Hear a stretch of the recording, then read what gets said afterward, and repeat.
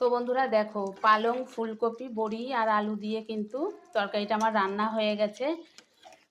তো শাকগুলো কিন্তু এখনো সবুজ সবুজই রয়েছে, দেখেই কিন্তু মনে হচ্ছে ভালো হয়েছে। জানি না, তাড়াহুড়ো করে রান্না করেছি, প্রতিদিনের মতো হবে কি হবে না, কিন্তু দেখে মনে হচ্ছে বেশ ভালো হয়েছে। আর মশলা ছাড়া এরকম রেসিপি কিন্তু বেশ ভালোই লাগে গরম গরম ভাতের সঙ্গে এই শীতের দুপুরে।